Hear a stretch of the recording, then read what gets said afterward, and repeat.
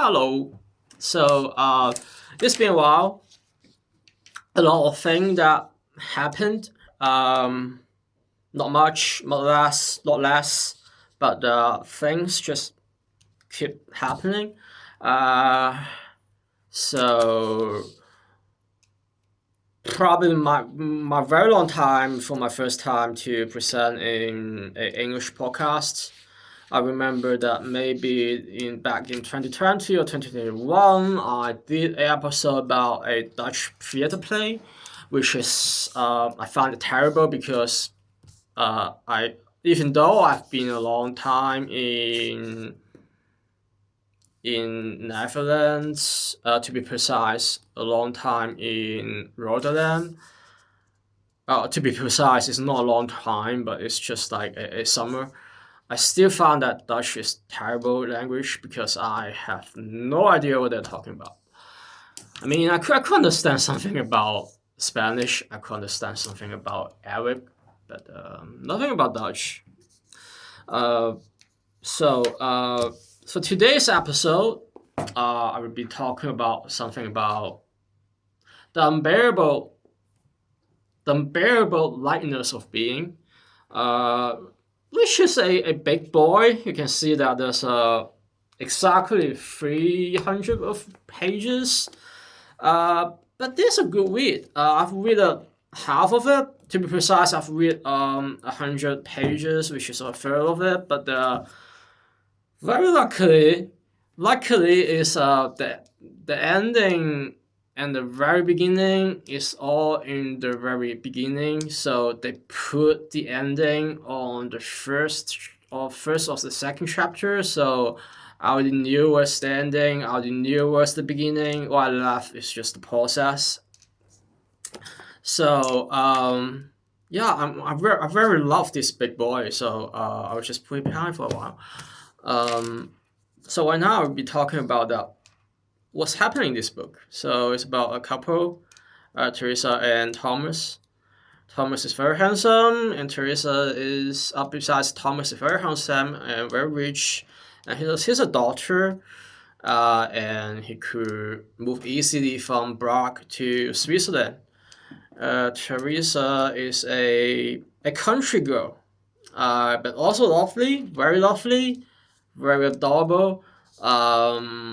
She's thinking about things. She couldn't bear anything which is too light.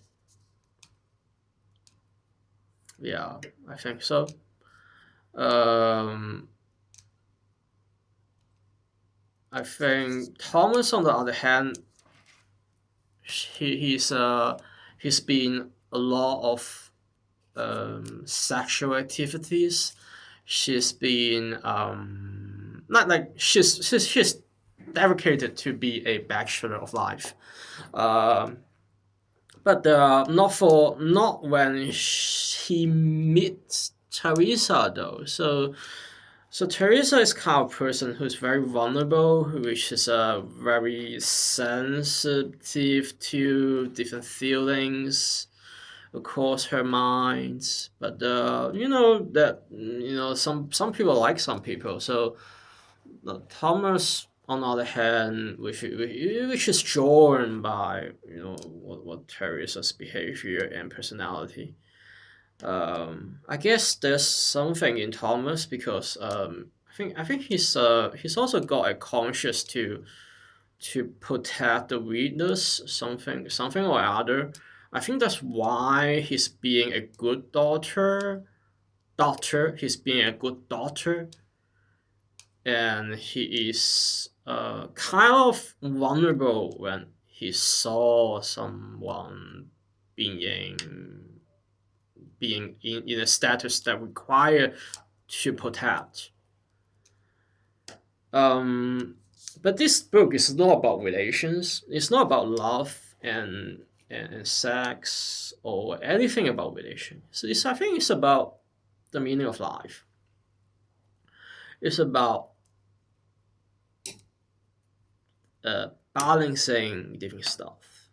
Like you balancing your love relationships, you balancing your work life, and you're balancing everything that come across in your near future. Yeah. So I could like to start with a question: what is the meaning of life? If you go to Wikipedia, the meaning of life could be the concept of an individual life, or a existence in general, having an inherent significance or a philosophical point, which didn't explain much, but this is the explanation in general. So the book phrased a lot of Nietzsche's quotes. So one of them is about Nietzsche's the idea of eternal return. The author called it the heaviest burden of human lives. The idea of the eternal return is that, like, in my understanding, is that if you choose A for breakfast, then you choose not more likely choose B for lunch and dinner, and eventually you will be just keep choosing A instead of like B or C, because this is your logic, your eternal logic, and how you're doing things, thinking stuff out. So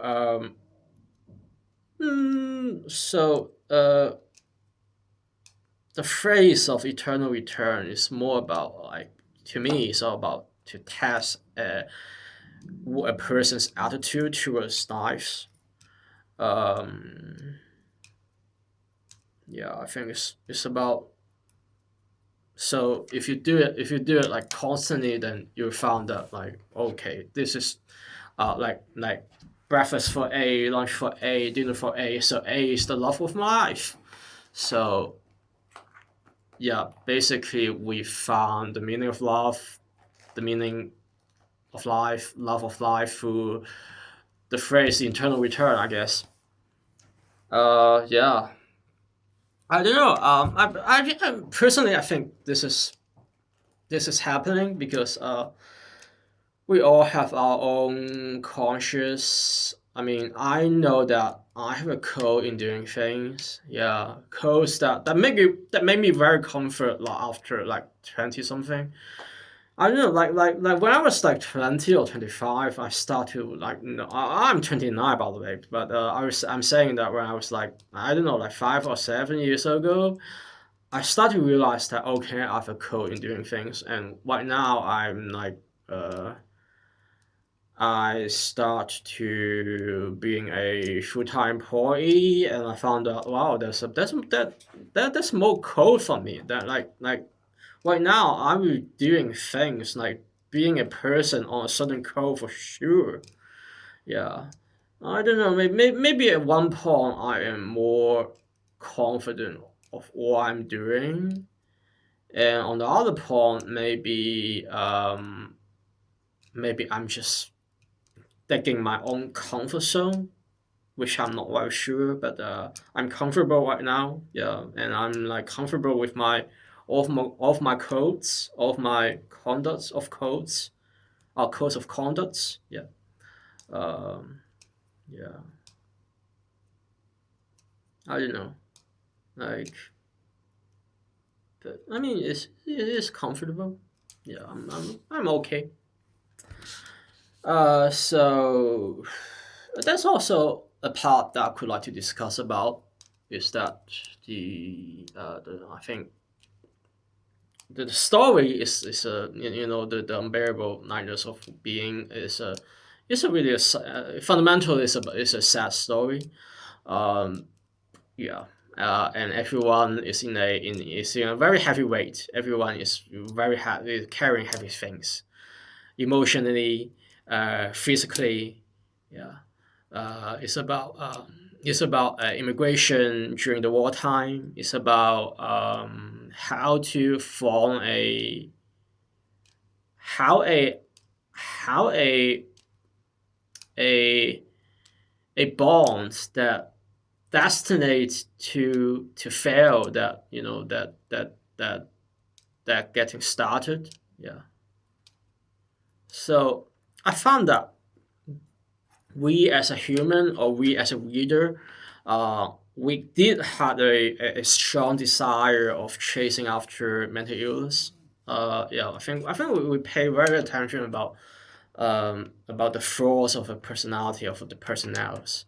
So if we see something about like there's a flaw in a person, um, that he's been through some trauma and mental illness, we found that sometimes a lot of time we found it fascinating, and we had a fetish. I think so, on a large extent we had our own fetish of sadness, not because we are masochist, uh, but because that maybe we just want to see thing that's not okay. We think that like we just fell in love in seeing that those ill things, those unhealthy relationships. That's what we could like to sing about. If it would be you'd be feeling fueled, you'd be feeling excited through the whole unhealthy journey.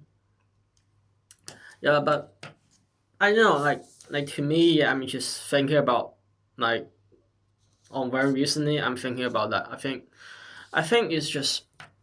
I mean, we don't have to feel it's okay to be not okay. I think it's time for us to be feeling okay to be okay.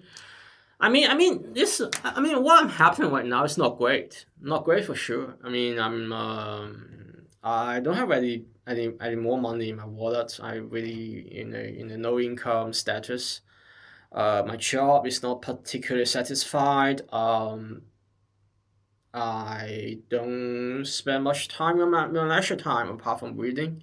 Sometimes maybe it's tennis, but just a while. I don't have many friends. I don't think I have any friends to be honest. Yeah, but I keep meet people, so it's fine. My salary cover my expenditures, so it's fine at the moment. I mean, um, yeah, that's it. I think the point is that um, it is okay to be feeling just okay. I mean, nothing good, nothing bad, but okay. Yeah, yeah. It's just I guess eventually, what we are doing here is just to capture those fascinating moments, like 5 seconds in the summer, and try to memorize it as long as possible. Yeah.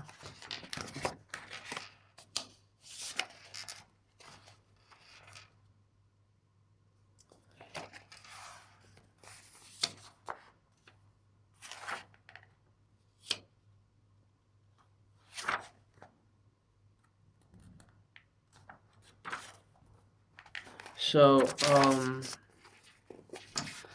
for conclusion, I'll be talking about there's a quote in the sentence in the book. Um, Prometheus posed this very question in the 7th century before Christ. He saw the world divided into pairs of opposites: dark versus light, fineness versus like problems, warmth versus cold, being versus non-being. One half of the opposition he called positive, the other negative. We might find this division into positive or negative poles childishly simple, except for one difficulty. Which one is positive? Weight or lightness? So Prometheus responded, lightness is positive, weight negative. Was he correct or not? This is the question. The only certainty is the lightness versus weight opposition is the most mysterious, most ambiguous of all. Yeah, I think just keep a good life. I think most importantly, I think it's okay for us to be just being okay. It's fine of not being great. It's fine of like not being stuffed out, not being sad, tremendously guilt. Yeah. So I don't know. Hopefully, we will see each other in English channel next time. So that's it.